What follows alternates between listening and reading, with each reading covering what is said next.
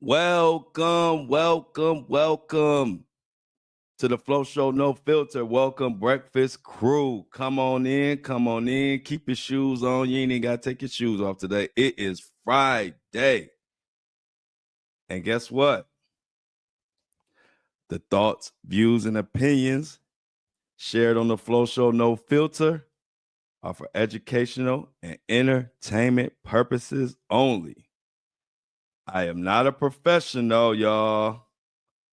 I'm just good.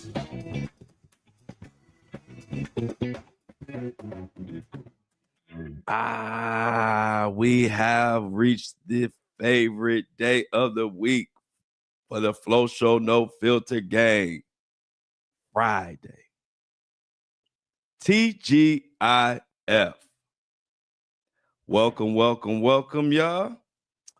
Shout out to everybody listening on Apple and Spotify and the rest of the podcasting hosting networks, platforms, whatever. Shout out to the Breakfast Crew in the building. We had a great time last night on our first official panel. It went really well. Today is the blackout. Diddy has 4 new accusers. I want to talk about what really happened to Gene Hackman and whatever else we may have time for on this Friday. I don't know about y'all, but I'm feeling good. Matter of fact, I'm feeling great. February 28th. Not a leap year, so I believe this is the last day of the month. Lot to talk about today. Hope everybody is standing 10 toes on the blackout. We had a great time last night on the panel. I'll tell you a little bit about that towards the end of the show. But yeah, feeling good. We these 4 accusers for Diddy came out of nowhere, and they came because there's some act that will be I think it would be too late or something happens with an act, and we're gonna get into it. There's some type of law or something that these accusers had to get their motion or their lawsuit filed before March 1st. So we're gonna get into that. Last night was great. If you missed it, it was at 6:00. We had a panel of nothing but the Flow Show filtered listeners. They didn't know each other from a can of paint as far as besides being in the chat and things of that. And they all got on, and it was a beautiful time. And it just points out the fact of what I've been trying to tell everybody, that I have the best supporters, the best community online. And it was good to see, and it was good for them to get together, and it was good for other people to see what I'm talking about. Because, see, I ain't one of those people that just say hyperbole. And, so I'm not going to come up here. You hear everybody say, hey, I got the best group in whatever. And, it's like cliche. They just say it to say it. I'm not going to say it if I didn't believe it. I'm so no filter that if I had a community that wasn't the best community or whatever, I would say, hey, I love making this content. My community ain't all that, but I love them anyway. That's me. So I'm not the one going to keep saying I got a great community or great supporters just to say it to gaslight y'all. I can't do it. That's kind of like a gift and a curse with me. I'm not phony. I can't just say stuff to say it. So I like to have a chance to show what I've been saying. So all the people who were on the panel, who met everybody for the first time, they could say to themselves, Flo said that all his supporters are just cool as hell. And now I'm not just talking mess. Nothing, everything I come up here, you can take it to the bank and cash it. Like my boy said, I don't need credit. I'm cash, I'm debit. Meaning, if I say it, you can take it to the bank. If I say I got a great group and we are a part of a great group, that's exactly what it means. Because if it wasn't, I wouldn't say it. And so it was good to see them interact. And it's a lot of funny things. I'm gonna get into that a little bit later on in the show. It was a lot of laughs. And shout out to the crew. It was a great panel talking about the blackout. They talked about New Edition concerts. They talked about their kids, all kind of stuff. Just a therapeutic session for us to come together. I realized that so many people would send me messages of how my podcast helps them get through the day. And I didn't even realize that. Like, I was just doing what I do. I come on here, talk about meaningful news, try to make it entertaining for the hour that I got y'all ears. And that's it. And then once I start getting messages about people listening to me in the hospital and cancer patients and people telling me I help them get through their day, I had no clue. But one thing about it, even when I don't have a clue, once I get a clue, I know how to react on the clue. So I said, you know what? It's therapeutic for me. People don't realize I'm the type of person, my family, friends, and people who know me, they learn more about me on my podcast than in real life because I'm not a person who talks about me all the time. And so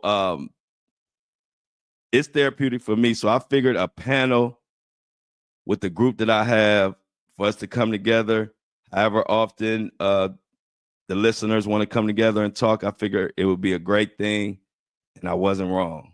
So enough of that. It's Friday.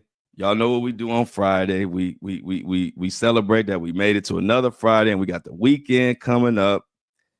And also, the crew in the chat, please do not let me forget to thank my subscribers. Got some special subscribers. Y'all guys have answered. Your guys and girls have answered the call. And I am just grateful, and I appreciate that you guys are understanding that subscribing to this podcast is more about preserving the truth and appreciating the truth. When you take the edgy route and the raw route that I take, you can't really accept a lot from corporations. So you got to depend on your people. I got just as much faith as y'all have in me. So I appreciate that. So chat, don't let me get out of here without thanking these special subscribers. Without further ado, or should we say without further or don't, or without further Diddy, let's get going.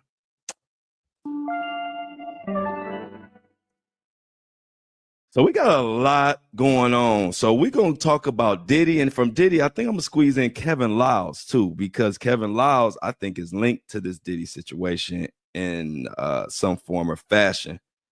But first, we want to get into these 4 additional essay accusers and these assaults that Diddy has going on. So first article that we want to get in today is from the Variety platform.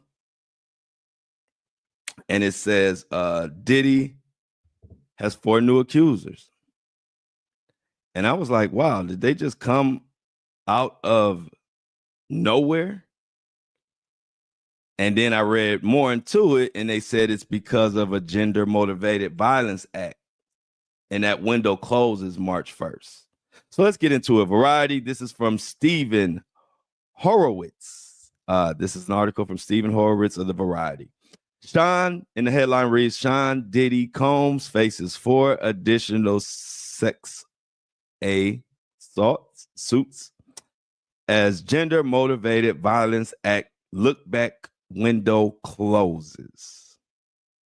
Let's see what we got here. Sean Diddy Combs has been hit with 4 new lawsuits from plaintiffs alleging SA, all filed under the Gender Motivated Violence Act, with a look back window closing on March 1st.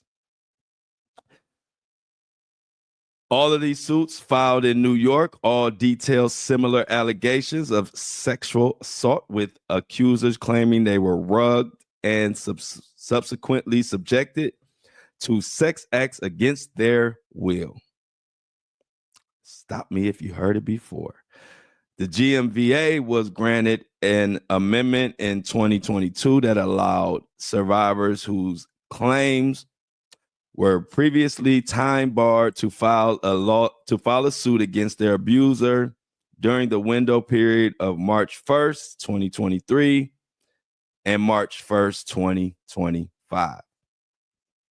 With the act coming to a close, more suits are expected to be filed before week's end. So there are more coming. So the reason why all 4 of these lawsuits hit us in the face out of nowhere is because of that act. Because I was like, wow, Ford. I mean, we've been getting lawsuits, but I saw there was like one earlier in the day. And then next thing I know, I did some more digging, and it's like 4 today. And I didn't see many people talking about these 4. I saw a lot of people talking about the one. So let's get into the first lawsuit against the Mohawkster. It says the first lawsuit against the Mohawk Diddy comes from Aristelia Benitez, who lived in New York City in 1995 and at the age of 20. A sophomore at New York University, she was employed by Pepe Jeans, a Tommy Hilfiger sister brand, and was invited by Andy Hilfiger to a party at a restaurant where Combs was present. Oh, brother. She was seated next to Combs and was given a non-alcoholic drink, after which Combs allegedly forcibly groped and fondled her tatas and backside and front side, if you know what I mean. And it says under her clothes. She claims to have been rendered unconscious and awoke in the back of a cab hours later with no recollection of how she got there. The fare had been paid, and she noticed her groin area was sore. Upon belief, the suit claims she was vaginally penetrated by Diddy and his associates while she was unconscious. Yeah. Let's go to the next one. Another plaintiff, Justin Gooch, claims that he was 16 years old in 1999 while living with his grandparents in New Jersey. Now, in January, he visited the popular New York City club Tunnel, where he met Combs. We've talked about the Tunnel numerous times on this show. It was a popular club in New York. All kind of craziness went down. And allegedly, this is part of it. So she met Combs at the Tunnel. Combs Justin. Combs allegedly invited Gooch to one of the club bathrooms. And once inside a stall, he gave him ketamine, proceeded to penetrate the backside without consent. After the incident, Combs apparently asked, "That wasn't so bad. Now, was it?" This is, like my boy Greg said, these stories are horrific and they just really make you want to just get to the trial to like get some accountability to what really happened or didn't happen, because it's just this is just, you don't even want to believe these stories are true. Sad, but let's go. Now, Leslie Cockrell filed a third lawsuit regarding an incident that occurred in 1999 when she was 24. She ran a scouting business in the music industry. And during that summer, she went to one of Combs's parties in the Hamptons, along with another artist called Jay Stone. She thought it'd be a good networking opportunity, which is the case with a lot of these people. And, that is most of the reason why people go to these industry parties, is to network and help to further their career, meet people, hobnob, whatever. You're not going there thinking that these drinks are possibly spiked and you could be penetrated in all of your holes. That's not what you're thinking. Now, at the party, Combs offered her a drink.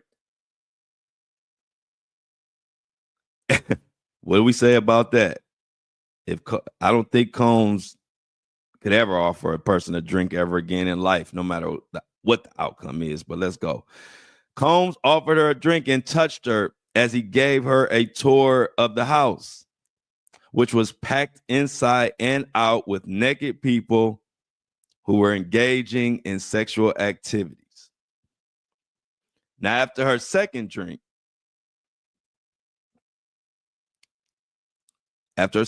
she began to feel lightheaded and was guided to lie in a room by herself. Drifting in and out, she woke up to Combs vaginally inside her without consent. Now, allegedly, when she came to, she was sore and was told not to tell anyone what happened. And that brings us to our fourth and final Diddy Combs lawsuit.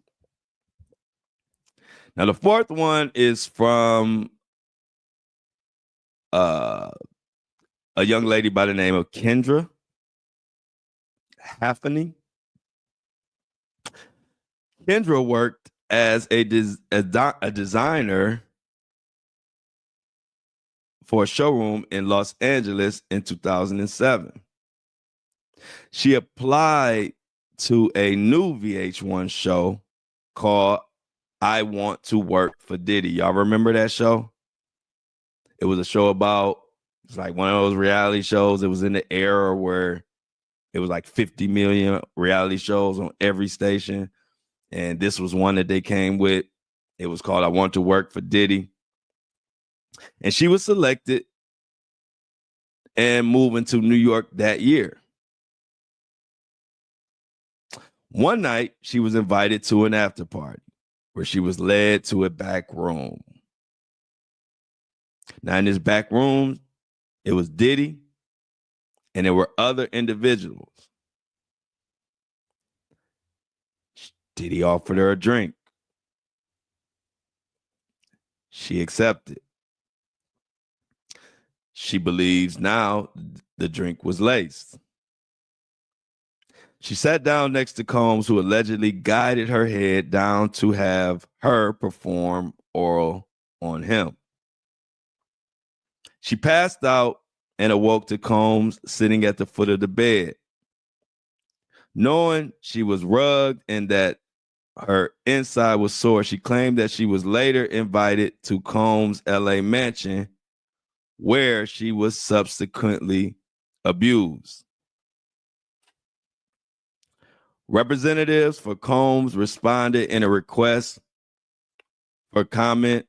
No matter how many lawsuits are filed, especially by individuals who refuse to put their own names behind their claims, it won't change the fact that Mr. Combs has never sexually assaulted or sex trafficked anyone, man or woman, adult or minor. This lawsuit is nothing more than a collection of media headlines stitched together with fragments from other lawsuits and baseless rumors.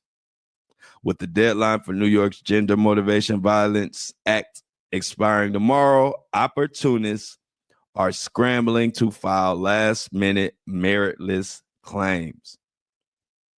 We live in a world where anyone can file a lawsuit for any reason, but that does not make the claims true. Mr. Combs is confident he will prevail in court. Now, I don't know what you think about those, but all I know is no matter how you spin it, Diddy is cooked. It's just too many stories, and the odds of every last one of these stories, or even like every last one of these stories not being true, is like you probably have a better chance of being struck by lightning and winning the lottery ticket, and winning the lottery at the same time. So as we approach this enterprise letter, we got these lawsuits. We know they trifling. We've already heard the stories. He gives a drink. They feel crazy. Next thing you know what happens. And it's starting to seem like that's the culture. Or that was the culture, or that is the culture. I don't know. I'm not a part of that culture. But dominoes are falling. And when I say dominoes are falling, there's another case of sexual, you know what? And it's from another exec. It's Kevin Liles. Know if you heard about it. But this Kevin Liles, which is another music exec who was in the Diddy, at the Diddy parties or in the Diddy culture of the days when you could just do this. See, what's happening is you could just do this and get away with it back in the day. What's happening is everyone has a voice now. And so these skeletons are coming out. And so why do I say Kevin Liles, the big record exec that was at Warner Music, what makes me think that his has something to do with Diddy? So check it out. If you know the music industry, you know Kevin Liles is up there at the top with Diddy, with Jay-Z, with all of these guys, L.A. Reid. You know, this is the top of the top. And it's a small world at the top. So they all hang. They know each other. They know what's going on. And one thing about Kevin Liles is when this stuff was first going on, back before Diddy was arrested, Kevin Liles was standing 10 toes on for Diddy. He said they interviewed him. I think it was a TMZ interview. He said about the allegations. He said that's not the Diddy he knows. And to me, that was just a bold-faced lie, because there's no way that a person like me, I've never been in the industry as deep as a Kevin Liles, but I've been in it to know that it's widely known that Diddy is a monster. Even the people who cool with him know that. And I've heard them say it out their mouth. And these aren't, roadies. These are top execs who I've heard out their own mouth say what type of stuff Diddy was on and this and that Diddy was something else and Diddy is something else. So, see, to the average American or to the average person who's not in this industry or privy to the information, where I was an artist back in the day. So I was around to hear conversations. And so to the average person, you might not know, you don't know Kevin Liles or don't know, none of the stuff about Diddy, or you're not around this mess. So Kevin Liles say that, you say, okay, well, he's just saying it's no big deal. But somebody like me that knows exactly what these people, they know. So I would respect Kevin Liles more if he didn't just don't say anything. If he didn't say anything, I wouldn't have much to say. But for him to actually put out there and say that's not the Diddy he knows, when he knows, everybody knows that Diddy is a monster and has been a monster, even his quote unquote friends. So for lying, this is what you get. For being someone to help keep this mess going, now you're under the fire. So let's talk about Kevin Liles. And there's something else about Kevin Liles' situation that it trips me out, because Diddy was arrested around September 6th, right? Well, it just so happens that I have an article here that I looked up. I did some digging to make sure, because I can remember, but I always like to look at the article to make sure I'm not just putting something out that's not true. Check this out, y'all. Diddy was arrested on September 6th, or right around that day, give or take a day, but it's September 6th, I believe, right? And then I have this article from September 17th, nearly 10 days later. And it says Kevin Liles leaves Warner Music Group. Basically, he was pushed out of nowhere. So, Mr. That Ain't the Diddy I Know, just so let's read the tea leaves. This is what we do. I'm like a teacher. I'm teaching everybody how to read those tea leaves. You don't have much celebrities coming out, but when you do have one that wants to stand 10 toes with a person like Diddy, with all these nasty rumors, nasty allegations, mountain allegations, the few that if he did want to come out, I would think he is definitely cool with Diddy and trying to do what he can to help his friend who has probably engaged in the same things that he has, right? So it makes sense that after he's arrested, not even 2 weeks, I'm talking about Kevin Liles is a staple at Warner Music Group. So you mean to tell me all of a sudden 10 days after Diddy is arrested, you are basically forced out of Warner Music Group? There's no such thing as coincidences, y'all. Kevin Liles is definitely in the same situation or a similar situation as Diddy as we speak, and we're going to get into it. Because there's not just a coincidence that you go down and you're one of the ones talking about that's not the Diddy you know, when we all know you telling a bold-faced lie, Kevin Liles. And so now, Kevin Liles of Def Jam and Def Jam are being sued by a Jane Doe for sexual assault. Mind y'all, we have this Enterprise letter coming out in a week or two or less.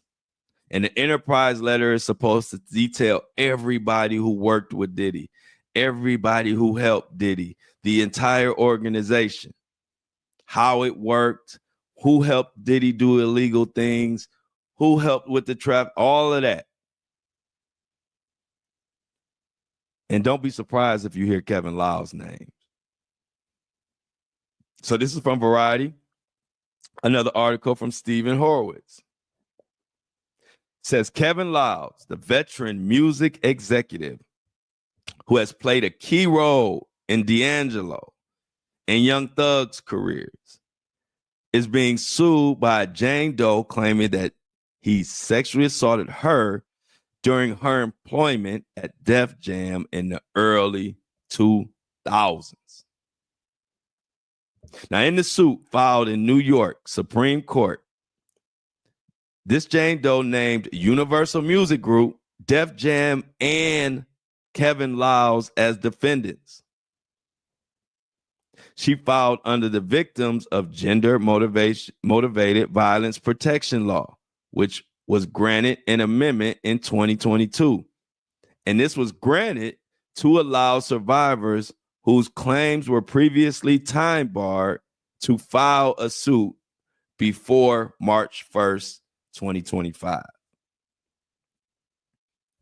Liles responded to the suit in a statement to Variety refuting the allegations, saying, "I absolutely deny the outrageous claims reported in the press this evening," he said.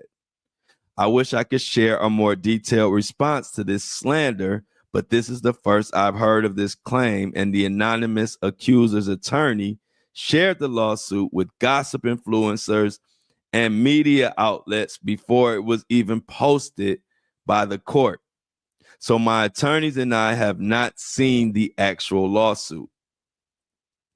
And he goes on to say, after nearly 40 years of service to our culture, I've intentionally built a reputation for doing things the right way, treating people the right way, and empowering women. It is a shameful reality that these lies spread so freely. My attorney and I will fully clear my name, and when we are successful, this anonymous accuser and her attorney will face a defamation lawsuit and every other available legal consequence. These allegations will not derail my mission to be of service to our community and focus on the greater good and the greater God. Now, at the time of the alleged lawsuit, Lyles served as president of Def Jam and EVP of Island Def Jam, holding tenure from 1999 to 2004. This Jane Doe claims that she started working at Def Jam as an executive assistant to the general manager around 1999, and that Lyles began sexually harassing her soon after, making derogatory and degrading comments based on her gender regarding her body and appearance. From 2000 to 2022, the sexual harassment escalated, with Lyles alleging pushing his body against her breast and grabbing her behind. Now in 2002, this Jane Doe says that she was at the office with Lyles when he made sexual advances that she rejected. He then allegedly forced himself on top of her and raped her despite continued protests. The suit claims that UMG and Def Jam not only knew or should have known of Lyles' propensity to commit these sorts of crimes, but they also enabled how he engaged with employees. Now, as you see, this is the same type of culture. It's the same stuff we're seeing. And it's just funny to me because, like I said, two things got me looking at Kevin Lyles funny. Like I said, the first is that you were removed or left or forced out or whatever happened with Warner Brothers just 2 weeks after Diddy was arrested. And then on top of that, you are one of the few people who came out and did an interview talking about that's not the Diddy you know. So you went ahead and stuck your neck out for somebody who was seen on camera doing crazy stuff. And when I'm talking about the Cassie situation, and mind you, Diddy ain't a teenager. He ain't even in his young 20s. He 50-something doing this. He 50 years old putting hands and feet and kicking a woman that's the size of my pinky at 50. And you sticking your neck out saying that's not the Diddy you know when the allegations came. So now you in the hot water, boiling. So it goes on to say in 2002, I'm sorry, I keep saying 2022. Sorry, y'all. In 2002, Doe says that she was at the office with Lyles when he made sexual advances. Again. And in a statement shared to Variety, the attorney for Jane Doe says, we commend our client for her determination to seek justice for the sexual abuse she endured, as well as the sheer bravery it took to come forward against a well-known celebrity figure. In our lengthy experience defending sex abuse victims, we have witnessed a common thread, and that it is often not alone. They are not alone in their abuse. Based on the violent and egregious conduct, we expect that others were also abused, and we hope that they can also come forward to share their experiences in pursuit of justice. Of course, representatives of UMG did not respond at the time. Now, in 2023, Lyles was named as a defendant in a $25 million sexual assault that was filed against singer Trey Songz. Kevin Lyles manages Trey Songz. I don't have to tell y'all, most people know how many lawsuits and the craziness that Trey Songz has been involved in. And this is his manager, Mr. That's Not the Diddy I Know. But we all know Trey Songz has been caught up in a lot of mess.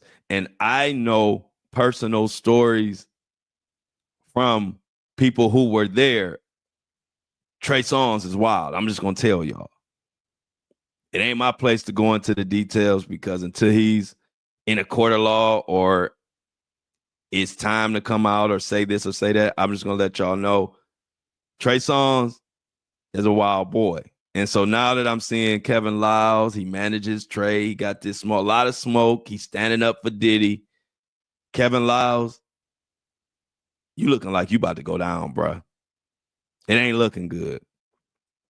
The Jane Doe who filed the suit claimed that Lyles ignored the growing accusations against Songz over the years. I can confirm that.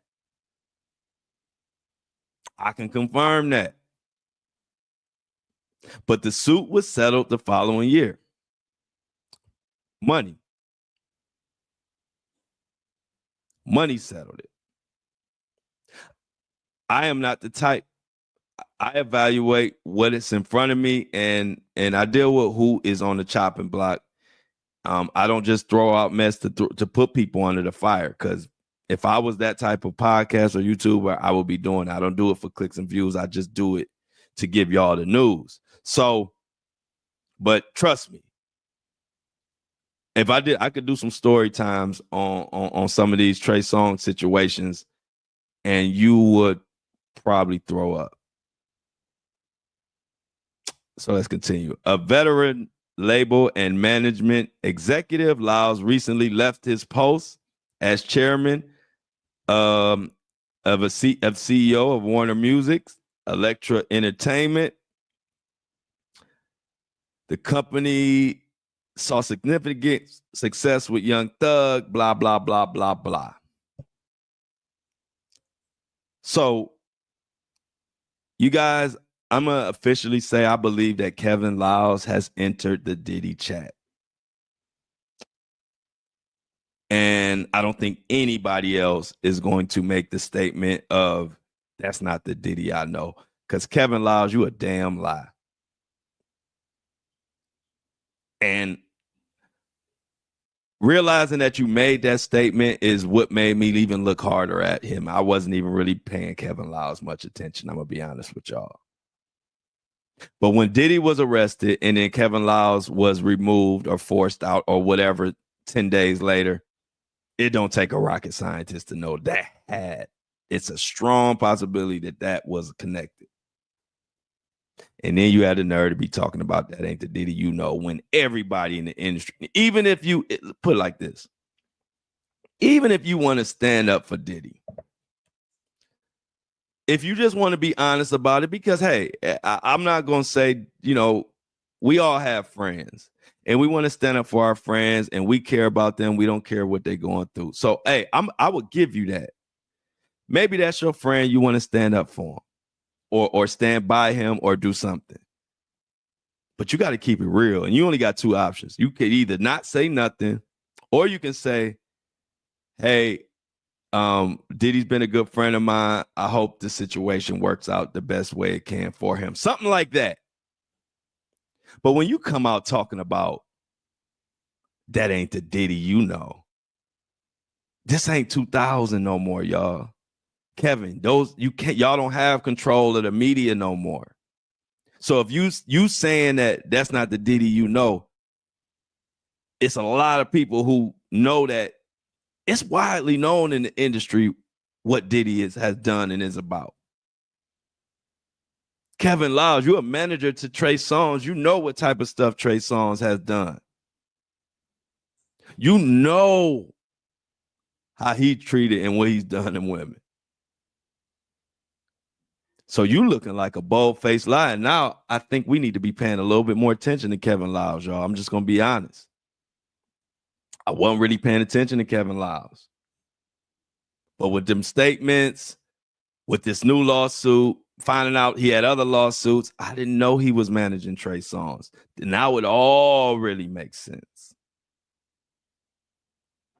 And a lot of podcasters, they might not know this information or they might be scared to say it. But, hey, look, it is what it is. I can't do nothing but tell you what I know as to be true.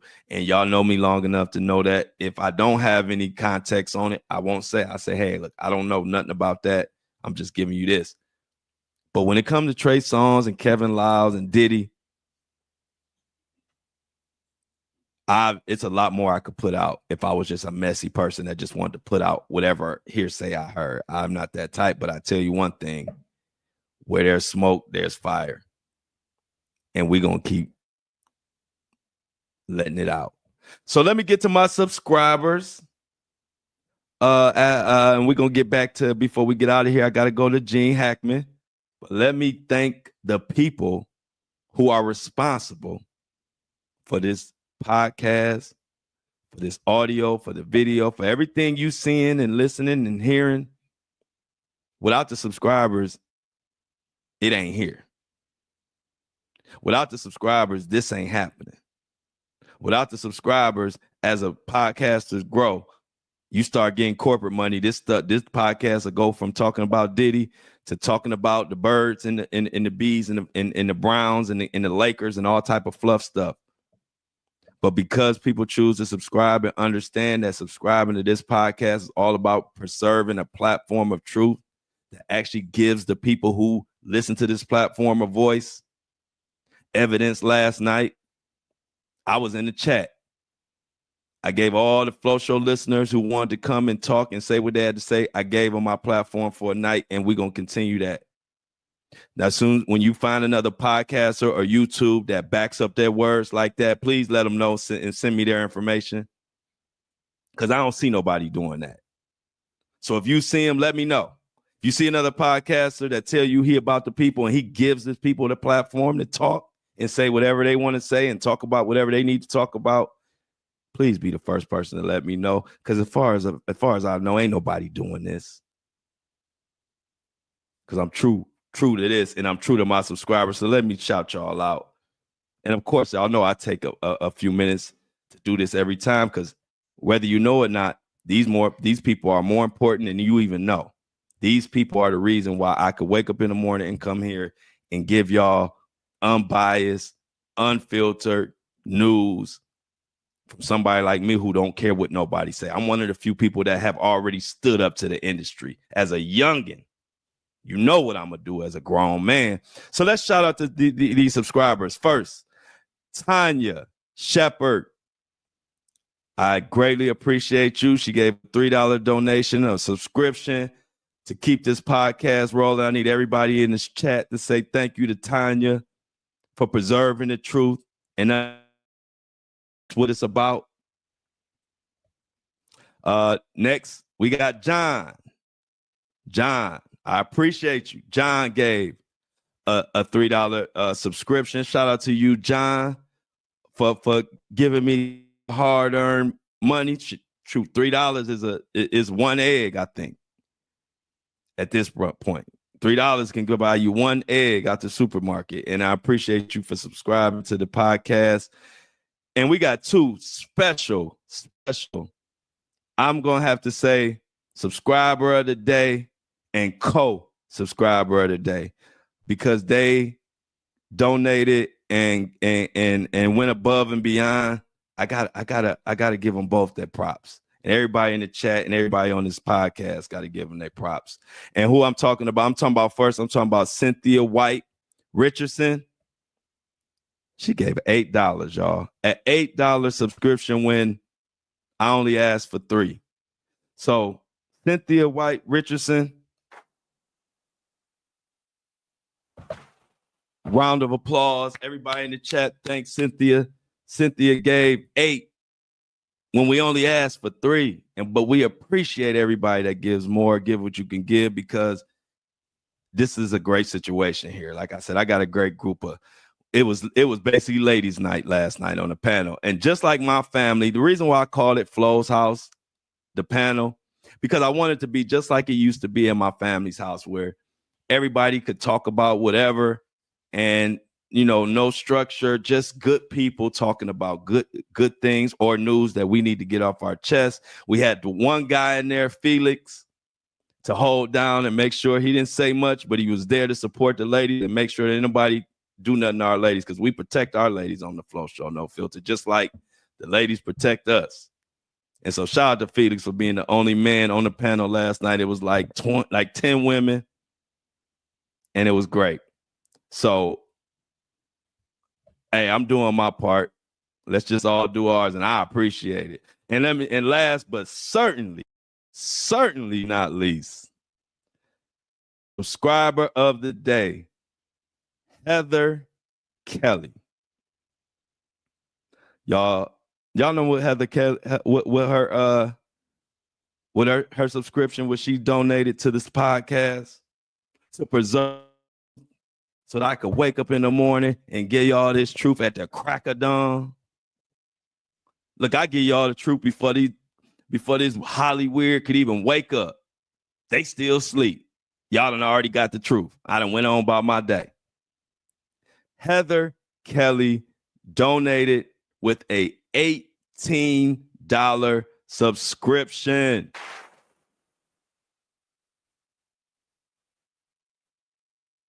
Heather Kelly is holding this podcast down. So let me get some thank yous to Heather in the chat. Let me get some thank yous to Heather in the fan mail. Thank her directly if you know who Heather Kelly is. I don't know who Heather Kelly is, but this sweetheart has found it in her heart to donate $18 to a cause that I only asked for $3. But if you could give more, it doesn't do anything but help. And Heather alone, you might make me come in here and spill all the Trey Songz beans off that $18. Thank you, Heather, for the $18 for subscription. Let's get some hand claps in the chat. Let me give you some real hand claps from my hands to your ears. This is when I say we got the best community, I mean that. And y'all see it.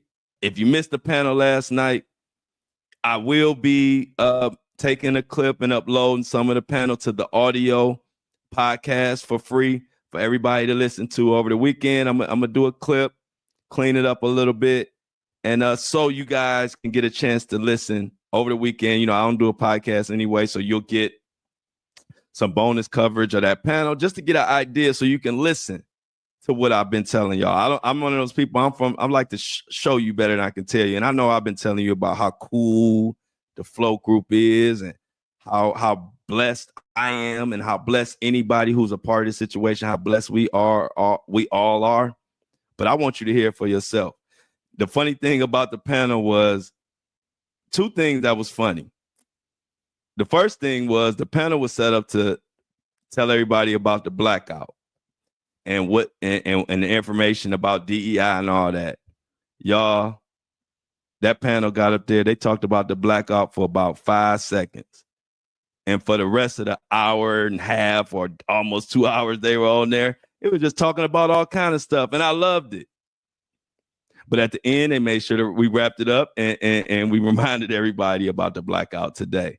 But I thought that was very funny. I actually told my best friend about it. I said I was in my mind picturing that they were going to be talking about the blackout and DEI and this and that for about 40 minutes, at least, before they went into whatever else they went into. Y'all, they talked about the blackout. It was like announcing. It was like the morning announcements at school when you talk about it for about 3 minutes and then the rest, it was whatever. And I loved it. And another thing that was funny is they were supposed to get out of there. Shan, that's my sister from another mister. Shan, I've been teaching her and working with her, and we've been working together. Her content creating. We met on TikTok when I was doing the Rasheem Carter case. And I done had Shan doing brand deals. I've had Shan making commercial, taking pictures. I love Shan because she's always willing to try. And yeah, last night she hosted the panel, did an excellent job. And I knew she was going to be fine because one thing about the Flow Show No Filter, it ain't nothing but a bunch of people supporting each other. That's all you're going to find in this community. Because the ones who ain't about our community, they usually weed themselves out because this is a beautiful thing we got here. Like we do. I was not worried one bit about Shan hosting her first panel for me because I know the Flow Show Filter ain't nothing but a bunch of people who support. and gonna uplift each other. And it was funny. So Shan goes at about an hour. It was about an hour, right? So they started at 6. At about 7 o'clock, let's say, Shan was like, all right, y'all, well, we've been on here an hour. So we're gonna go ahead and get out of here. Y'all, they was on another hour. They were on almost another hour after they said we about to get out of here. And I loved every bit of it. And that's what the Flow Show No Filter is about. A diverse group coming together and unifying. And we all we got. I don't care about nobody outside this circle. And when I say this circle, I'm talking about my Apple family, my Spotify family, my YouTube family, my Facebook family, my Instagram family, my TikTok family, all under one roof. And we gonna ride for each other on the till the wheels fall off, and I love it. And another, I am about group chats. So after they get off the panel, the group chat was on fire all night. They just talking. You would think you would think the Flow Show No Filter family been together for 30, 40 years. Just beautiful, man. And it was exactly what I thought and what I wanted it to be.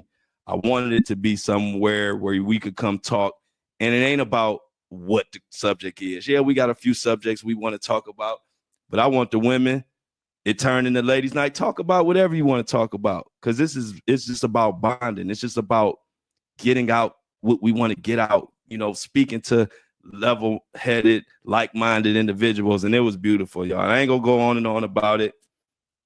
It was special. And we're going to do it again. And like I said, look out for tomorrow. I will definitely put a clip. I will add an audio clip, maybe about 45 minutes or so over the weekend, so you can hear the panel and kind of just hear what went on and just, kind of listen to the beautiful group that we're putting together, and we are growing. So like I said, shout out to everybody who subscribed. I really appreciate you. I will continue, as you can see, every day, 7:30 sharp. Like my daddy and my mama raised me. Y'all see that thing is uploaded. I do that on me. Ain't nobody telling me to do that. You know who telling me to do that? My people like y'all for supporting. Ain't no way y'all gonna support me and I ain't gonna get my ass up and to do what I'm supposed to do. That's the family, and that's where I come from. So I appreciate y'all, and y'all ain't gonna just hear it out my mouth. Y'all gonna see it in me giving up 4 hours of content every day. I still have people in fan mail that be like, oh, I wish you would have talked about this. You didn't talk about that. I'm like, I love it. It doesn't bother me when people complain. And when I say complain, I don't mean like in a bad way. But when people say that, that's a positive to me. Because I say to myself, I'm giving 4 hours of content a day, 2-hour shows. And my people still want more. So shout out to y'all, because I'm going to give you more. So let's get to this Gene Hackman before we get out of here and everybody's free for the weekend. I don't know what the heck I'm going to do, to be honest. I'll be so wore out from the week. I just like to relax on the weekend. So I ain't probably doing much, but I'm sure y'all going to have a ball. And side note, tomorrow is March 1st. My birthday is March 6th. So we will be celebrating my birthday online. I think it's Thursday. So if you want to participate, all you got to do for me is get a subscription. If you want to give me a birthday present, just get a subscription. Real easy. Like I tell you, I'm a cheap date. If you want to do more, we're going to have a party. If you want to do some super chats and all that, we're going to do that this week. But, hey, I'm just giving y'all a heads up. My birthday is March 6th. Don't play with me. Now, Gene Hackman, what really happened? Unless you're living under a rock, Gene Hackman and his wife and dogs, and RIP to them. Now, when it first happened, we all screamed, sound like my carbon monoxide. We said that for them to just pass away like that, and we didn't see any obvious signs of foul play, had to be carbon monoxide. But as the day went on, police saying it's not carbon monoxide, and they believe it's something mysterious happened. So let's listen to this 911 call first, and then we're going to get into what really happened to Gene Hackman. Yeah, so we got the where is the 911 call for Gene Hackman?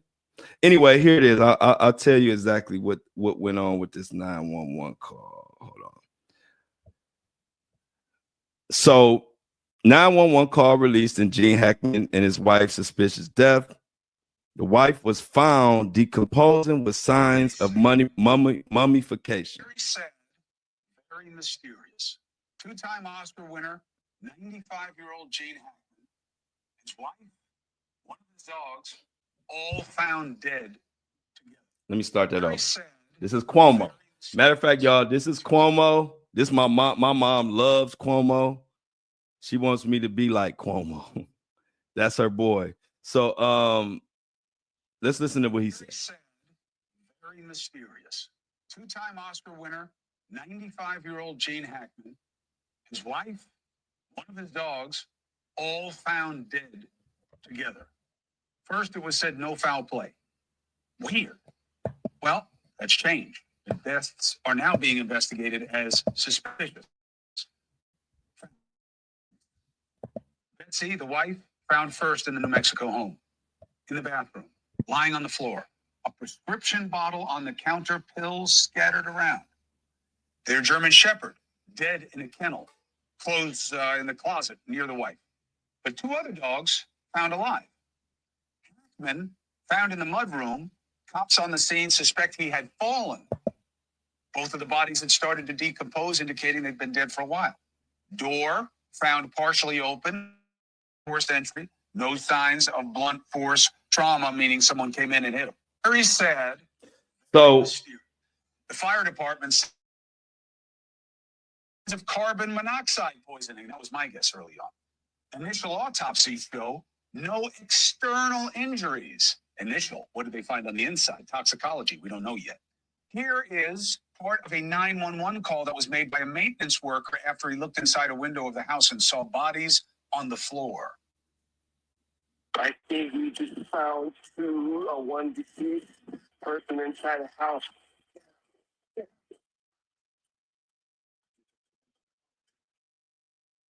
And probably, I don't know, sir. Just send somebody up here real quick. Are they breathing?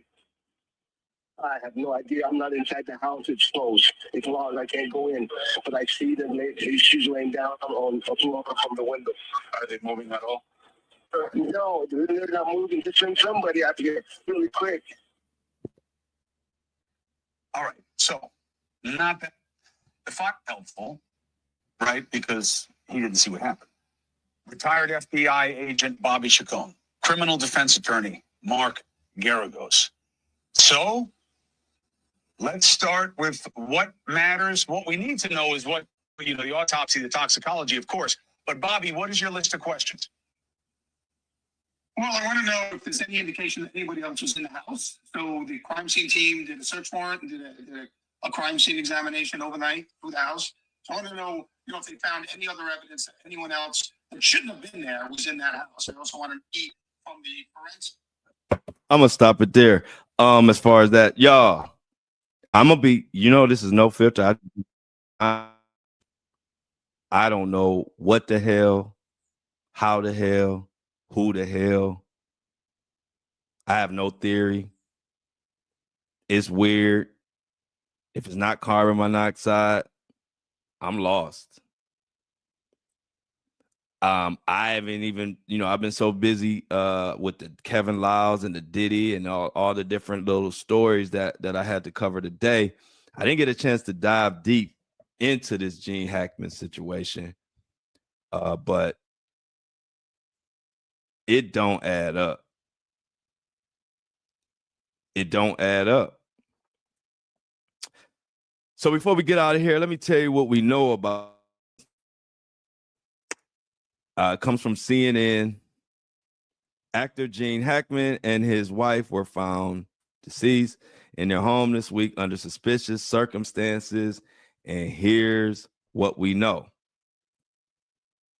Like I said, the cause of death are not yet known. You heard Cuomo from News Nation. The pair did not show any external trauma.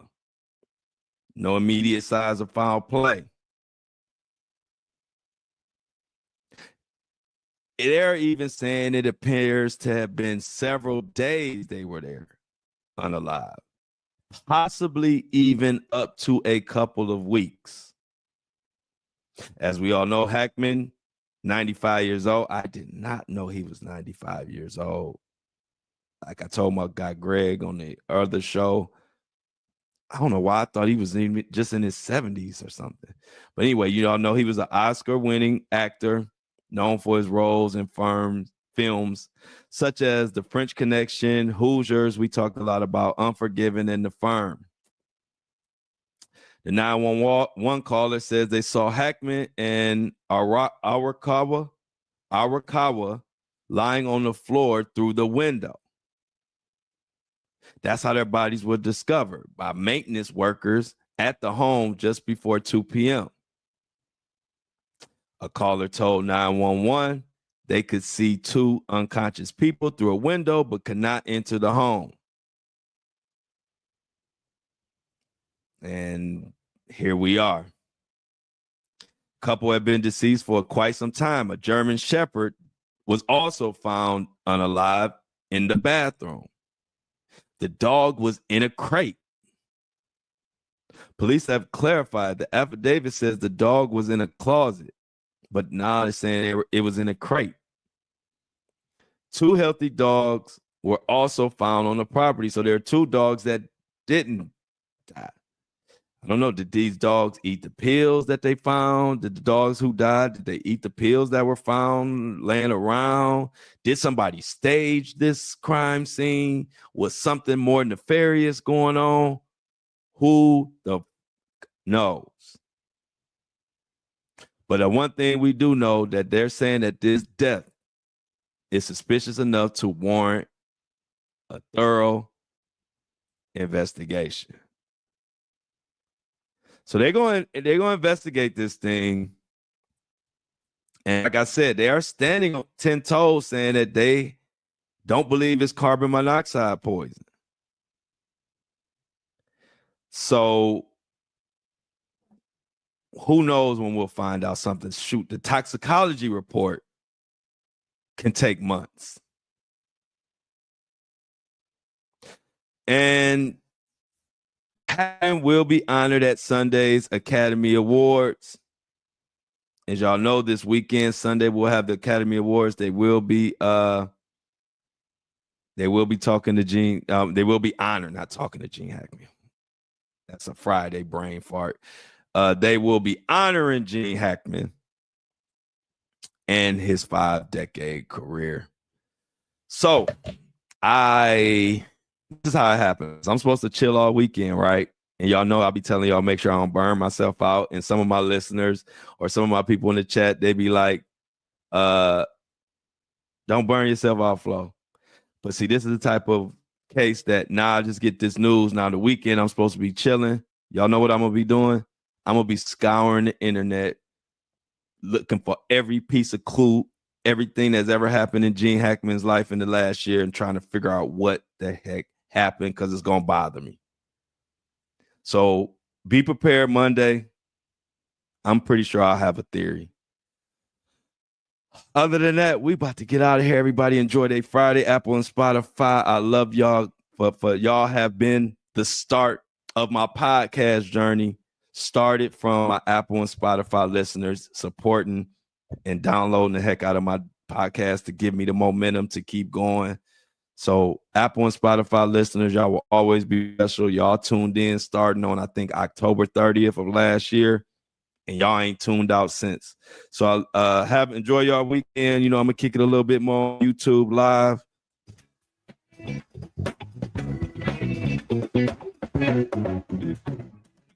As always, I love y'all. And I am out.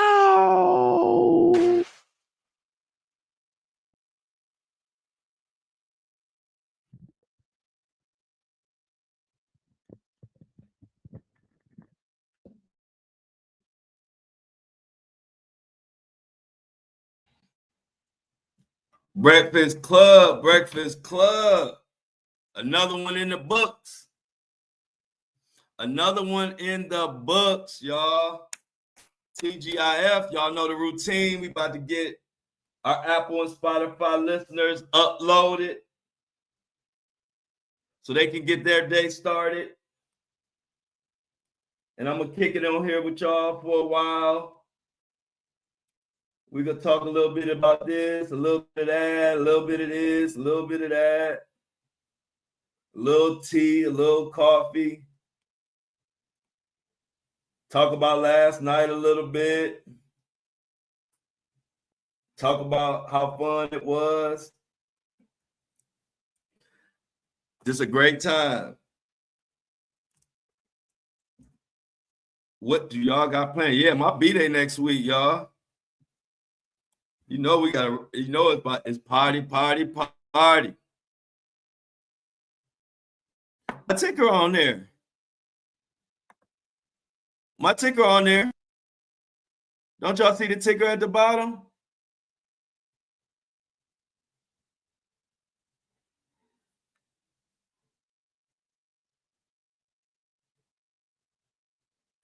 Don't y'all see my ticker on there? My ticker is on there. You don't see it? It's right here. I see it. Oh, okay. It wasn't there. Yeah, I put it on for the time you very first said it. Thanks for the reminder. I put it on there when I saw Mini-Me say it because I did forget. But I put it on about 20 minutes ago, 30 minutes ago. But hold on 1 second, y'all. We about to get Apple and Spotify loaded. Give me 1 second. Let me hit the music.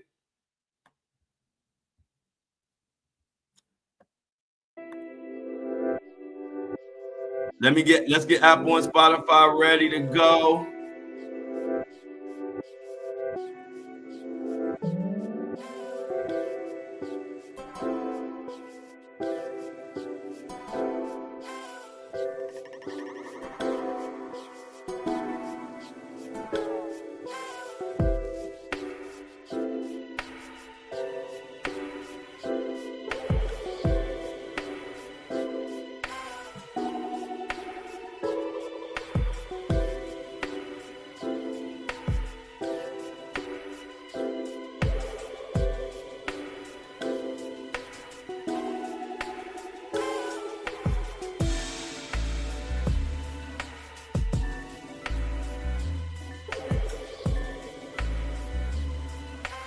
All right, y'all know the drill. It is downloading and uploading and mixing and mastering and doing all that. Do not let me, what is it? What time is it? Oh, 7:30. So in the next 10 minutes, I always get time confused because y'all are an hour behind me. So don't let 9 o'clock come without me uploading that. Don't let me forget, y'all. What's up, Not Dreamer?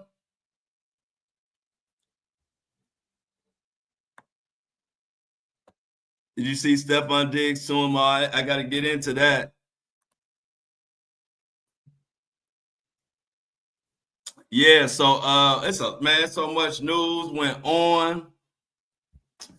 I appreciate y'all rocking with me. How'd y'all like the panel last night? I see y'all had a great time. Y'all had a great panel. Y'all talked about the blackout for like 2 seconds. I was like, that's when you know you're having a good time. The conversation was just flowing. Shan did an awesome job. I hope y'all thanked Shan. I hope y'all said a big thank you to Shan. Oh yeah, it was, and I actually knew it would be. I actually knew the panel was gonna be a blast, Lauren, because I have the benefit of kind of knowing all of y'all, because y'all, through DMs and messages. And so I got a good feel for just the whole community of us. And so I knew when y'all had a chance to have a panel and talk, I knew it would be great. I knew y'all would enjoy it. I wasn't worried at all. I told Shan it was going to be great. I told her, you got this. It ain't nothing to worry about. Because like I told y'all, I know that my group, we support each other. So it ain't no pressure. Just get on. And the good thing about this movement, all you got to do is be yourself. If you're yourself, You don't have nothing to worry about when you're around the Flow Show No Filter crew. Because that's all, we don't care who you are, where you come from, just be you. And that's all you have to be a part of this community. How people love it. Just be you. And we gonna love it. So it was great. It was great listening to y'all. It was great seeing that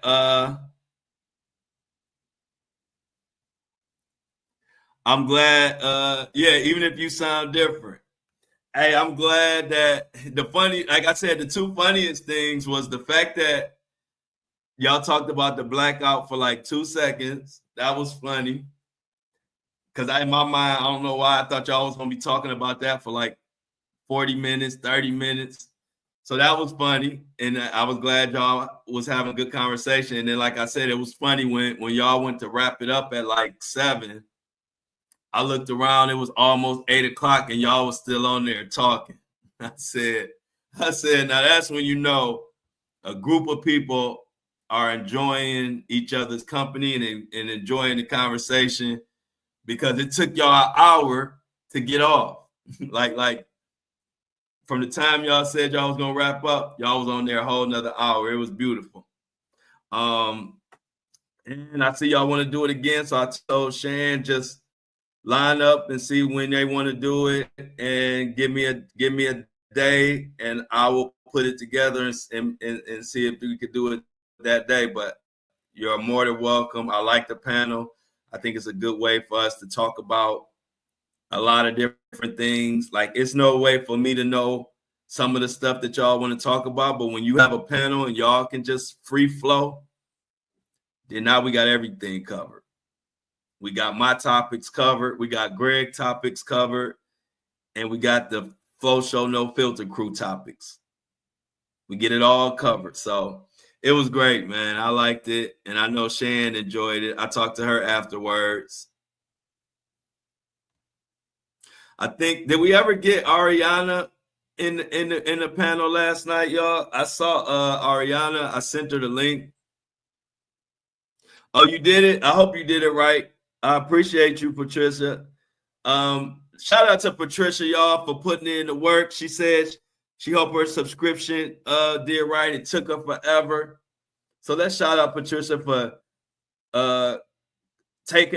putting in the work, to work that hard to get a subscription. It means a lot.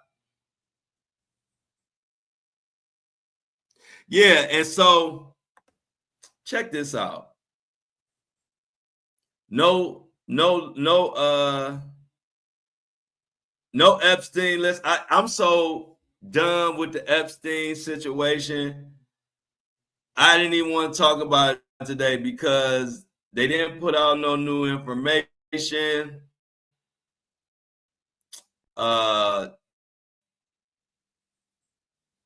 And I don't even know what they're doing with it. I don't think we ever gonna get a real list.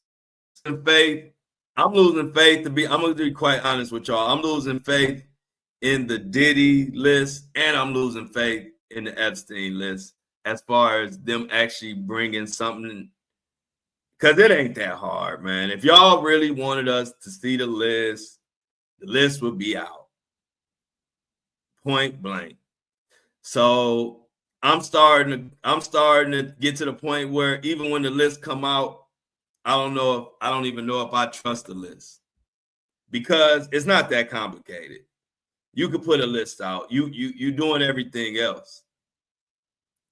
You're doing everything else immediately, firing people immediately, getting rid of programs immediately. You're doing all that immediately. And that's really affecting people. But see, when it affects the common person, they can throw it out immediately. But when it affects the elites and the wealthy, it's all type of problems and delays, postpone. I ain't buying it.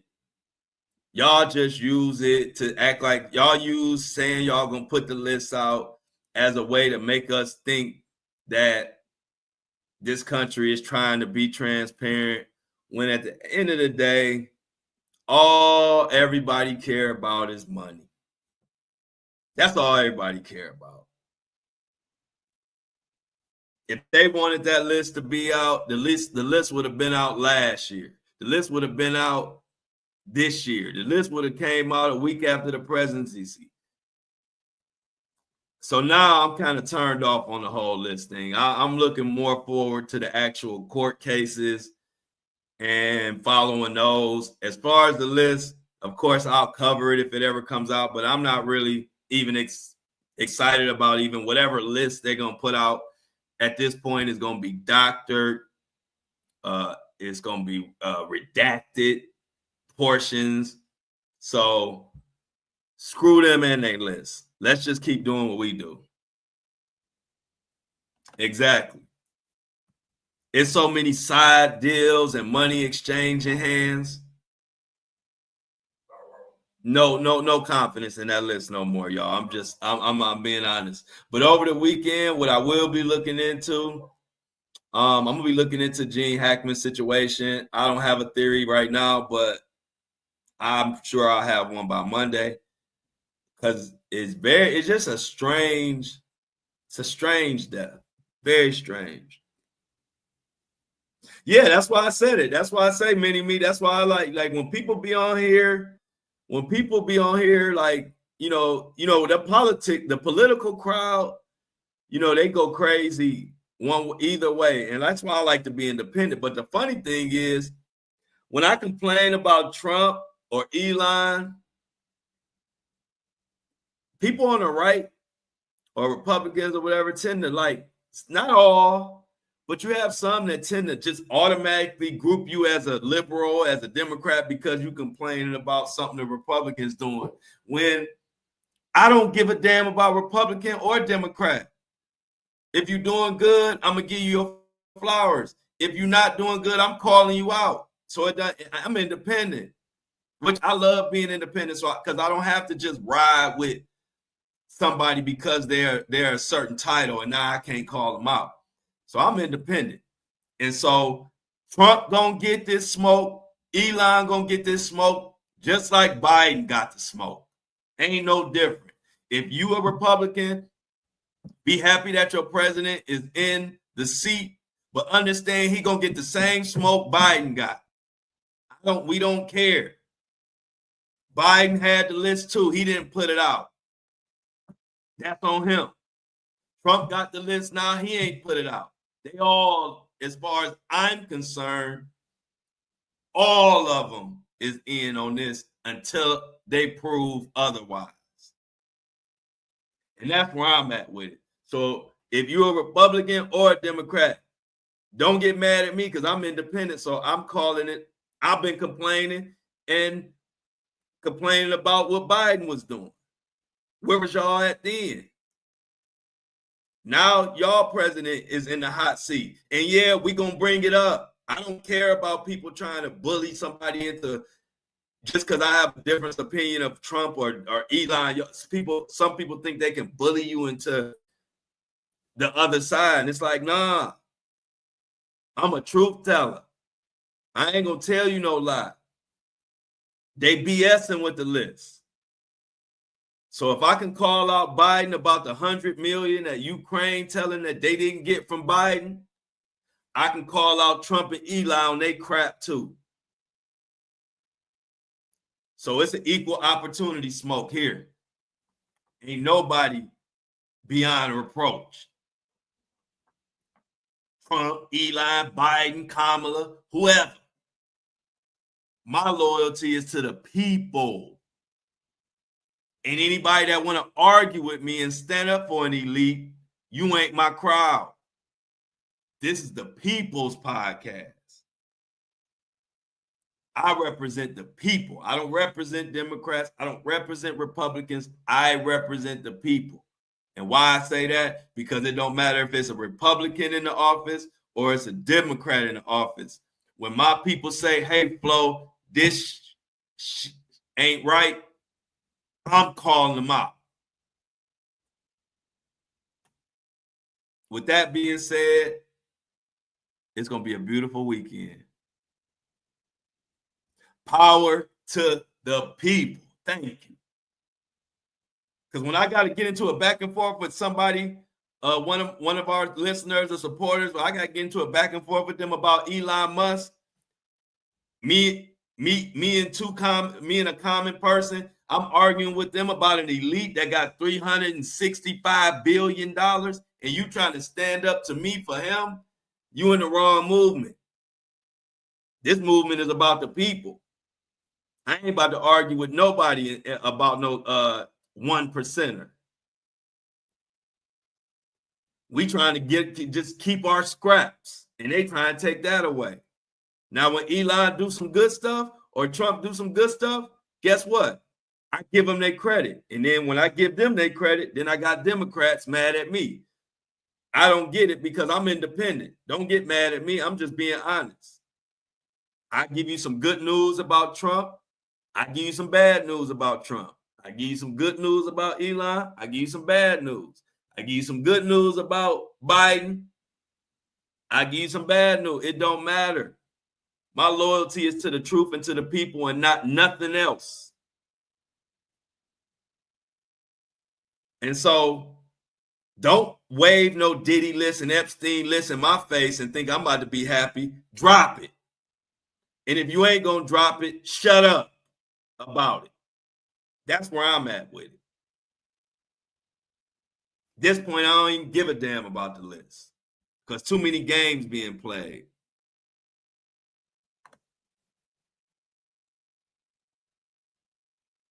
Exactly, Kobe. This is the smoke fest. I'll be cracking up anytime anybody in my comments on my social media, Facebook, Instagram, and the fan mail, wherever.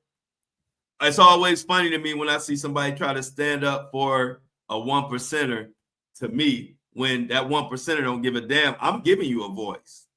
Elon ain't giving y'all a voice. Trump ain't giving y'all a voice. I'm giving y'all a voice because I care about the people. Don't come at me. But yeah, y'all, so as you can tell, I'm turned off on that list. Y'all know what I'm looking forward to? I'm looking forward to this Enterprise letter. I'm telling y'all. This Enterprise letter is going to drop like a bomb. Watch what I tell you. This Enterprise letter in the Diddy case. And it's funny, y'all. It's supposed to come out. It's supposed to come out the day after my birthday. Wouldn't that be crazy? My birthday on March 6th. They are saying it's supposed to come out like March 7th. I don't know for sure. So don't hold me to that date. I just know in March, more likely the first half of March, the Enterprise letter is supposed to drop, and it's supposed to have the co-conspirators of the Diddy trial, of the Diddy case, the co-conspirators, and the layout of everything that went on. I'm waiting for that. I'm waiting for that more than I'm waiting for that list.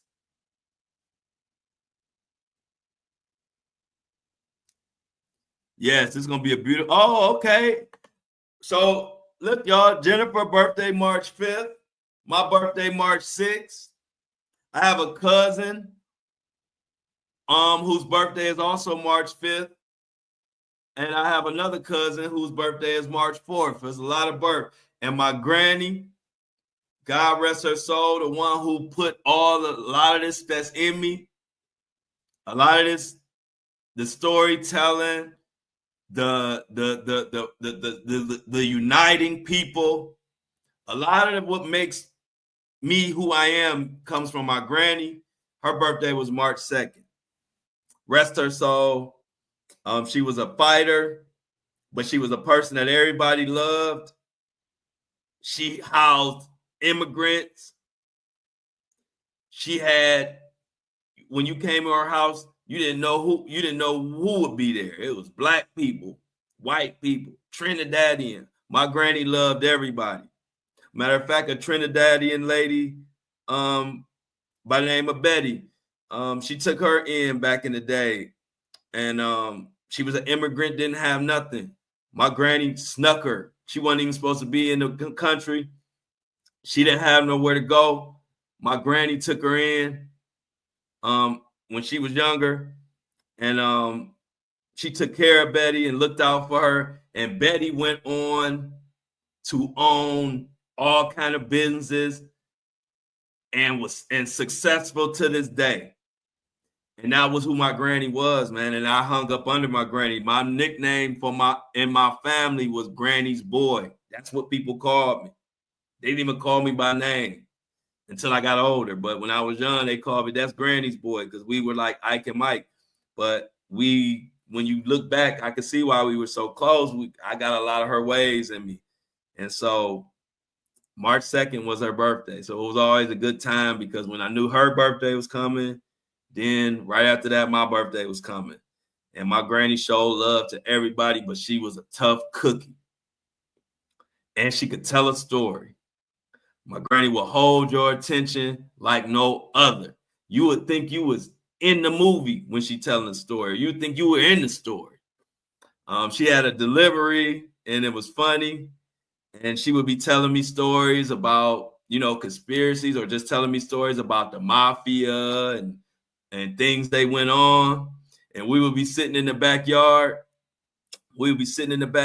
And she would be telling me a lot of stuff that the blacks went through, and a lot of the violence and the mafia, and just a lot of the stuff that went on back in the day. And she would be telling a story, and then when she would say something about like controversial, she would lean in.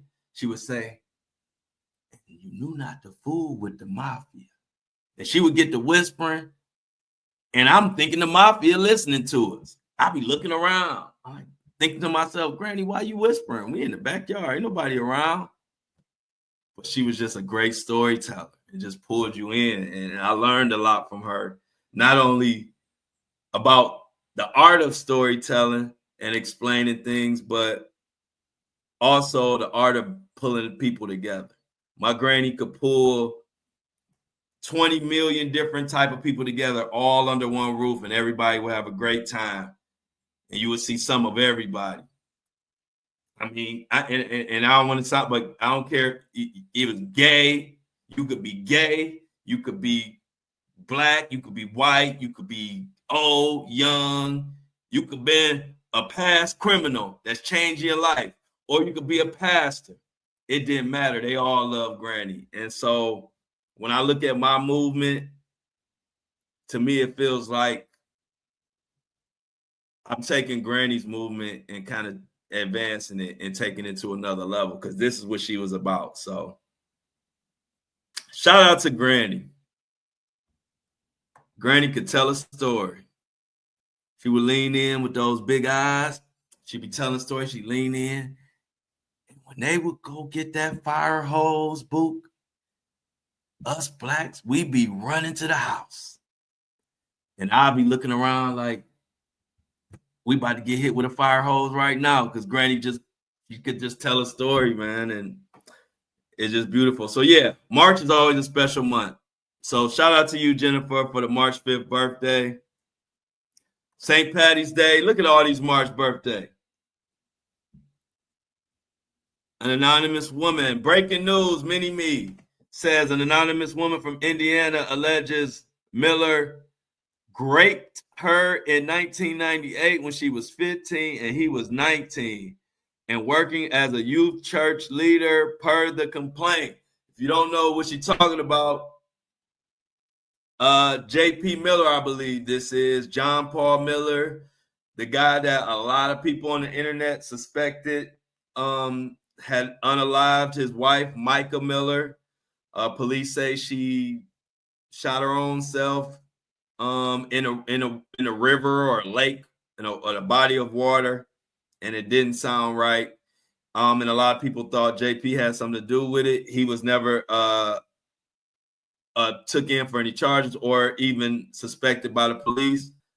But after that, there have been a lot of rumors of lawsuits, but they coming now. Now it's getting real. So I don't know. It looks like we might have JP on for another interview for him to tell his side. As y'all know, I was the first person to interview John Paul Miller. News Nation wanted to interview him before me. CNN, like all the major news outlets wanted to interview him, and him and his team decided to have me do the interview. Y'all ain't remind me to upload the stuff, but luckily my phone did. So give me a second. Let me put the music on. Y'all slipping. This is the first time y'all done slipped.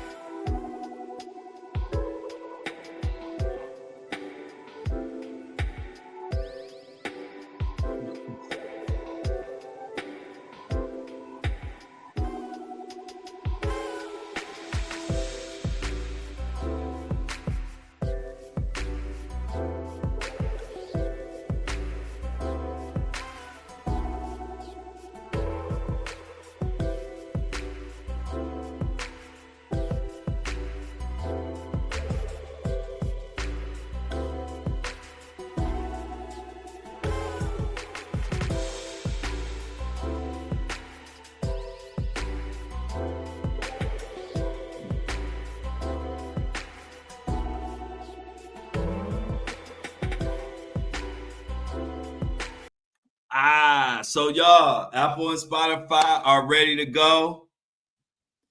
Apple and Spotify are all loaded up to go.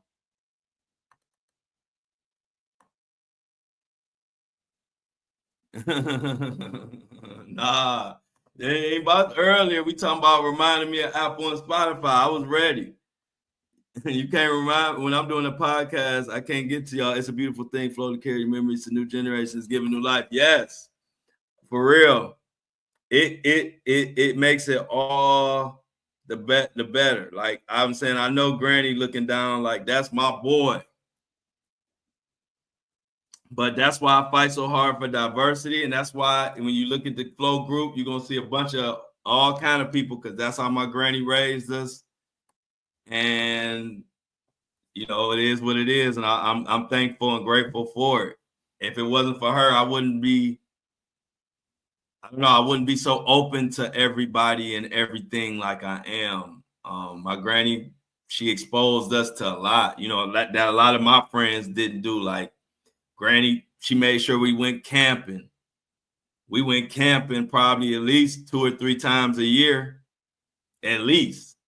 She went camping way more than that, but she made sure us as the family went camping. We went fishing all the time. We did nature hikes. We made s'mores. And when we went camping, it was an itinerary. We didn't just go out there running around. We went camping. We went fishing. Then on this day, we making s'mores. Then at this day, at this time, we getting together as a family and we gonna talk around the campfire. We gonna have a dance contest. It was different. It was different. So I thank her and my family for everything because they made me who I am, dealing with a lot of different people, wanting to unite, wanting to bring people together. That was all what she was about. They made shine. Yeah. The family went camping nothing like camping. I don't know if you come from a family that went camping a lot, but some of my best memories from when I was younger was camping, catching fish, and Man, I can remember all the way back to 3 years old. I remember being so small. Listen, this is how you know you small. I have this in my memory. I was so little. I was 3 years old. I remember my uncle holding my arms and making it acting like I was casting out, but it was really him, and I'm just sitting there holding it. And I was so excited to go fishing for the first time. So my uncle, this is my first time. I was 3 years old. My uncle holding the rod with me. I'm sitting in his lap. My uncle throws the rod out. And so for a while, nothing happening. I feel something tug. So then I'm thinking I'm reeling in, but really my uncle reeling in. Now, mind you, I'm 3 years old, first time fishing. I ain't never seen no live animals like that yet. I'm only 3. I don't know much about life at all. Y'all, when he reeled in and he pulled that fish out and that fish started swinging towards us, I jumped out his lap. And ran. They said, "Boop." I told you they call me Boop. They say, "Boop, you caught a fish. That's good. You can't be scared of fish." I was like, I thought the fish was supposed to stay in the water. It was funny. So I done caught a fish, and I ain't know. It was all fun until that fish was out the water and was coming my way. I was like, no, I don't like fishing. But of course, I went on to like fishing. But that was my first fishing experience. I was 3 years old. And I knew we were fishing, but I didn't, you don't think that, fish about to come at me. So it was just funny. They were like, "Boo, that's the whole point. When you throw the fishing rod out, you're supposed to catch fish." I was like, "Oh, I thought just throwing the rod out I thought that was what fishing was about. How far you could throw your line out. I didn't know you were going to actually have to catch big fish." So it was weird, but it was fun. And I'll never forget it. Breaking news.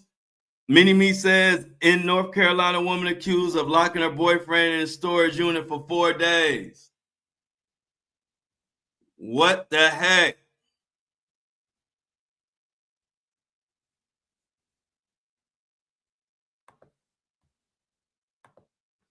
What happened?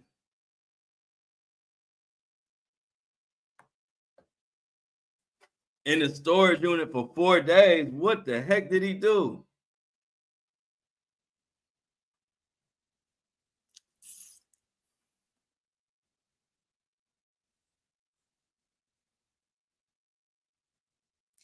Breaking news, courtesy of Jennifer, y'all.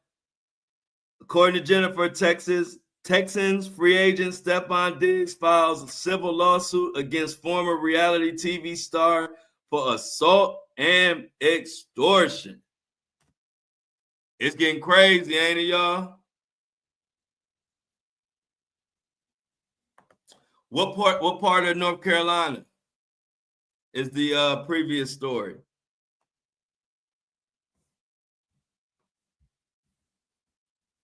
This reminds me, we say there was a college student, courtesy of Mini-Me. According to Mini-Me, college student dies during alleged fraternity ritual. That reminds me of a story that I covered about a guy by the name of Riley Strain. Riley Strain was a 21-year-old college student, I believe. He was about to graduate. He went out to Nashville with his fraternity brothers, went out on a night of drinking, ended up alone mysteriously, and ended up in the river, dead. And to this day, they are claiming that he fell in the river. And when you see the setup of the river and all of that, there's no way he fell in. There's no way he fell in there. So I got a lot of heartbreaking stories when it comes to college students in these fraternities.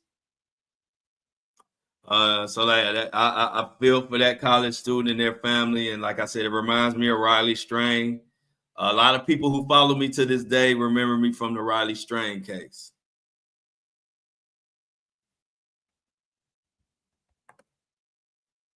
Amy says it reminds her of Tucker Hips.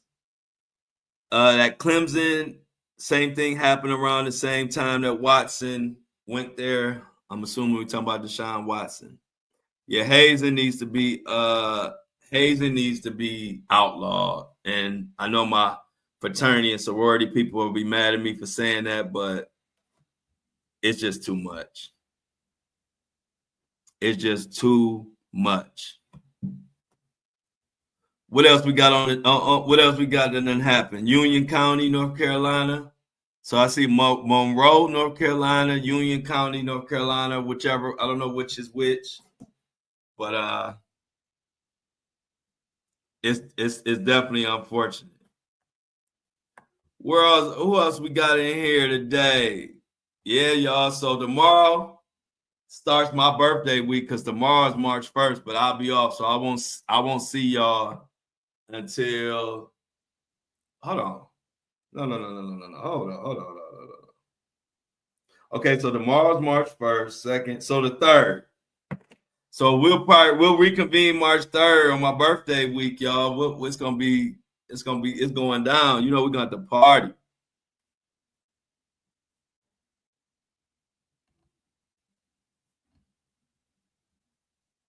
Mini-Me said they're extraditing 29 people from the Mexican. 29 people were extradited to the U.S., and one of them was a notorious Mexican rug lord. He had the best rugs in town.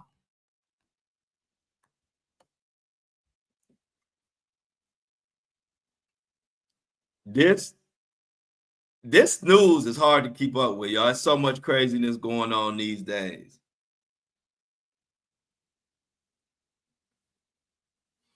Look, y'all, Jennifer says she's turning up starting March 4th to March 12th. I ain't mad at you. Any other March birthdays? Watching, making sure you like the live, share the live. It helps.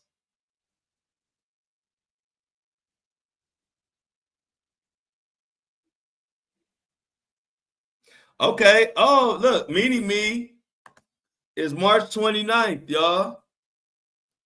We got a lot of parties, a lot of birthdays this month coming up, March.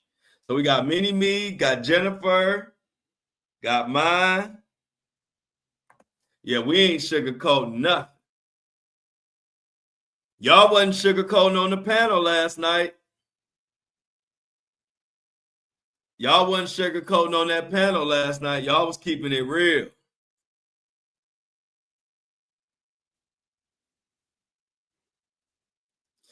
So now Dreamer and everybody on the panel,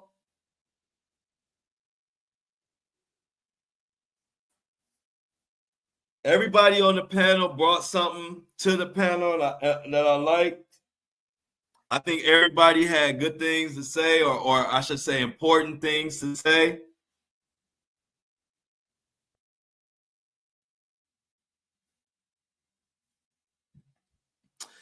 So what's for lunch today, y'all? What's for lunch today, y'all? Is it, oh man, I gotta make sure I find a DEI restaurant, huh? Somebody supporting DEI.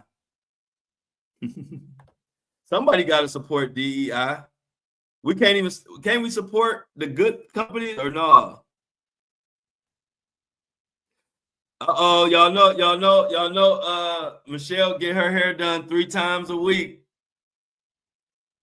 So it's hair day.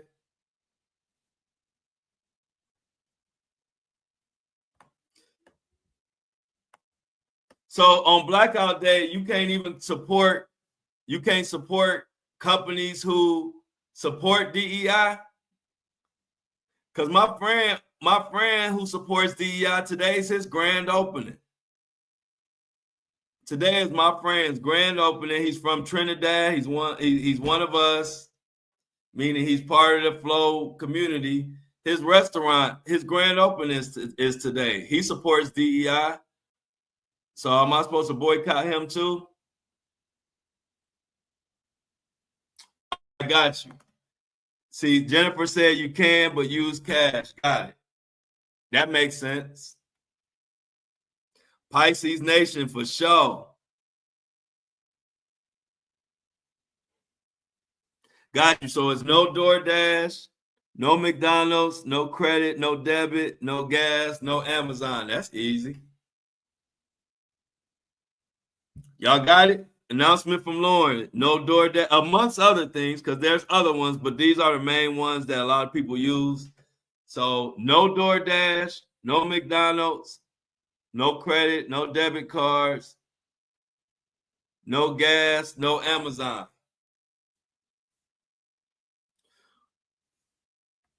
Got it.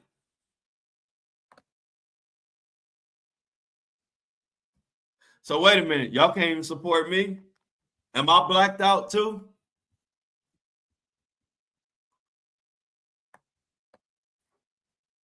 So that mean does that mean nobody can support me either?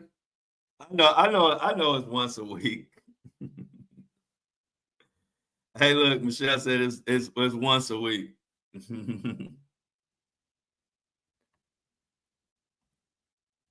Michelle, keep that. Back in the day, my mom and them used to call that keeping their hair popped.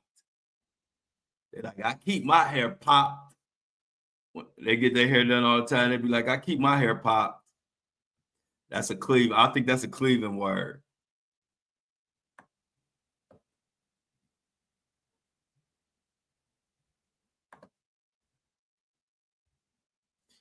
So yeah, y'all.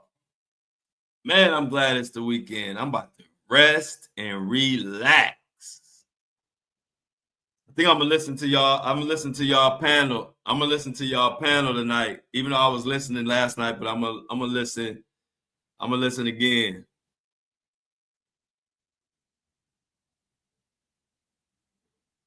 All right, announcement. She says, Jennifer says, if y'all are animal lovers, most of us are.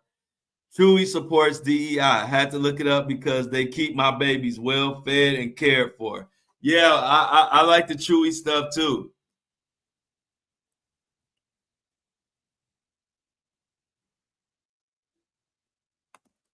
All right, y'all. Mini Me getting ready for a doctor's appointment for her hand. Keep her in our prayers. She said, I don't like it. We don't like it. But we gotta do what we gotta do. So everybody, make sure Mini Me has a cool, laid back doctor visit without all kind of stress and anxiety and all of that.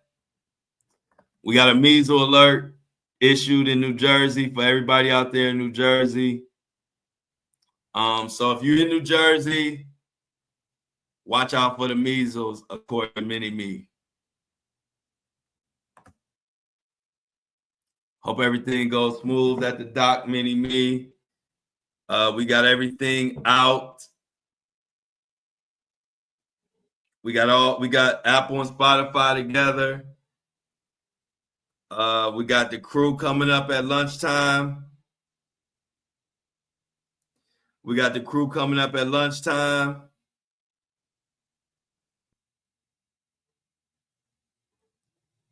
All right, I see your message, Michelle, about the ticker. I appreciate it. And you gave it to me very early. I remembered everything except for that today is for the ticker. So I appreciate y'all reminding me. Y'all keep me on my toes, even though y'all missed the upload today. But y'all normally don't miss, so you get one. Y'all can miss one every now and then.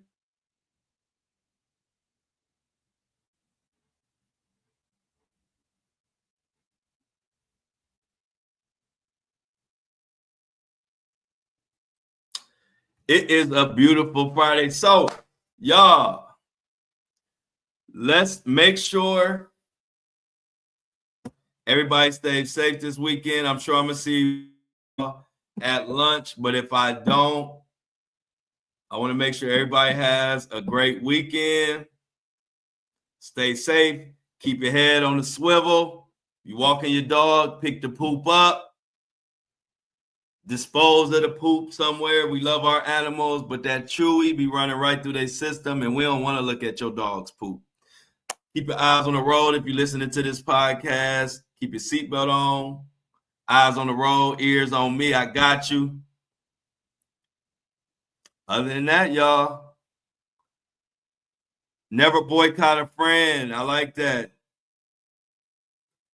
We got my dog, my son. It's my son's dog, but of course it's the family's dog. We have a Boston Terrier. That we have raised, and really I can say my son has took care of that dog from day one.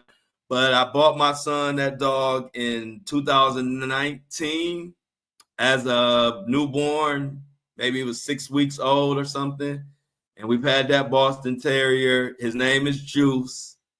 And we've had that Boston Terrier since a baby pup at 2019. That is my son's best friend. Sometimes I feel like my son loved that dog more than his parents. So shout out to Juice.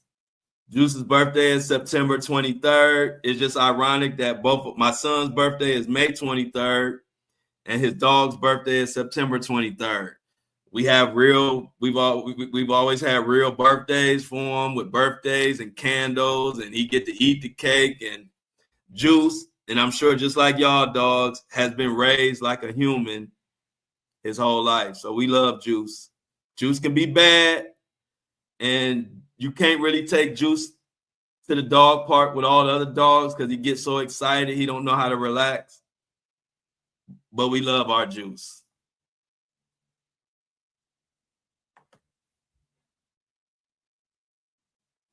Yeah, who getting lunch today, y'all? I'm starving. Meaning me. Y'all gotta figure it out. But yeah, we love Juice. Juice is a Boston Terrier, and he is like one of the bigger Boston Terriers. Like they're kind of like rare, but he's like, I think he's maybe about 25 pounds, when most of the time they're 12 pounds. He's the big version, and he's what they call like a red Boston Terrier because he's got that brownish, reddish color. Beautiful dog, handsome dog. That's our Juice. So yeah, what kind of dogs y'all got? Oh, you got a Cane Corso. Y'all got the big dog. So how does the Cane Corso and the mini Schnauzer, how do they get along? How does the Cane Corso and the mini Schnauzer get along? Are they best friends? Do they fight? Or do they love each other, or do they not pay each other much attention? Those are usually the options of dogs. They either gonna get along real well, or either they're gonna fight a lot, or either they don't pay each other much attention at all. But yeah, I like Cane Corsas, and I like mini Schnauzers. Now, mini Schnauzers tend to bark a lot. Does your mini Schnauzer bark a lot?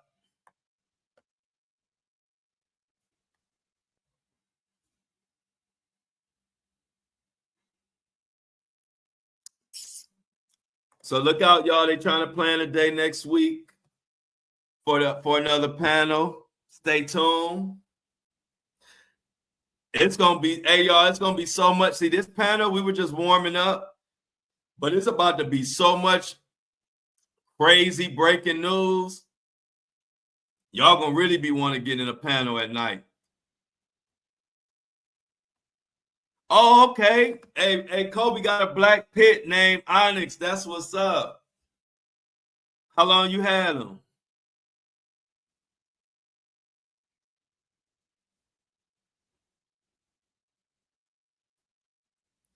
Yeah, that's normally how it goes, Jennifer. Normally the big dogs don't pay the little dogs no attention. The little dogs love to bark and got a lot of attention.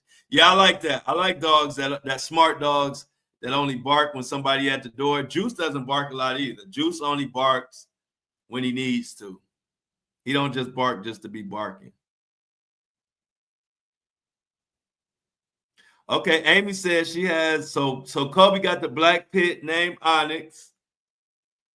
Amy has a chocolate Frenchie named Baby D.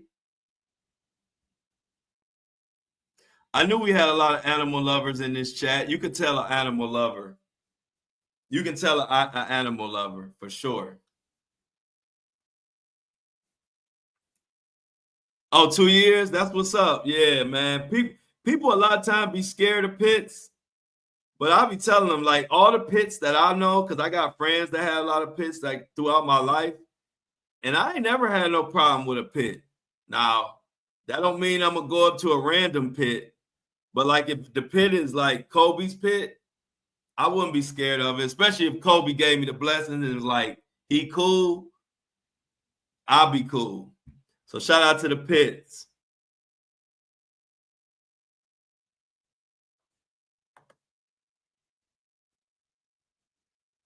She eats all the snacks. Yeah, exactly. Yeah, pits are big babies.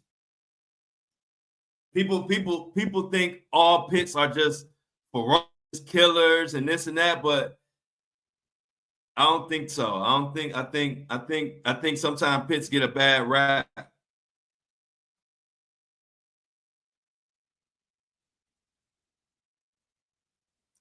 Jen says Boomer is friendly, but he definitely is my protector. If he doesn't like the energy you're bringing, you better watch out. Yeah, that's how Juice is. Man, I remember one time I was play like wrestling with my son. Juice act like he was about to eat me up. I said, Juice, you better sit your little butt down somewhere. Juice about to attack me. Cause me and my son play wrestling or whatever we were doing, and here come Juice get to barking. I looked at Juice. I said, "Damn, Juice, you gonna tear me limb from limb? I bought you. I had to drive 3-4 hours to go pick up Juice, the Boston Terrier, and I had just 2019. I hadn't had that Tesla maybe a year. I had the all-white big boy Tesla. So I put Juice in the interior to my Tesla was all white. So I had to put Juice on the floor and pray that he didn't jump up and run around and pee and boo-boo or whatever.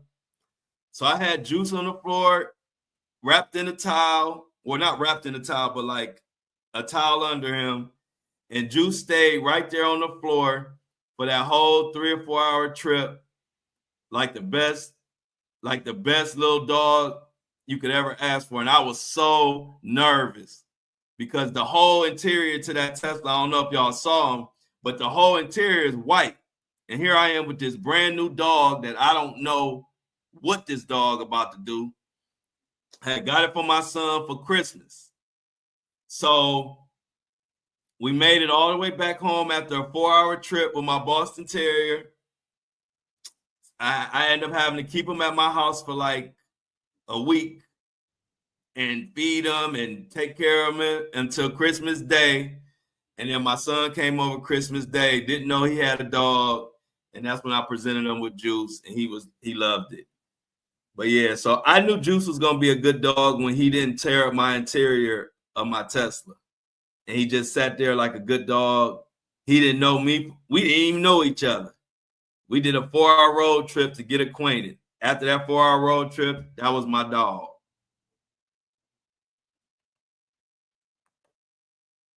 Yeah, Juice was about to tear my ankles up.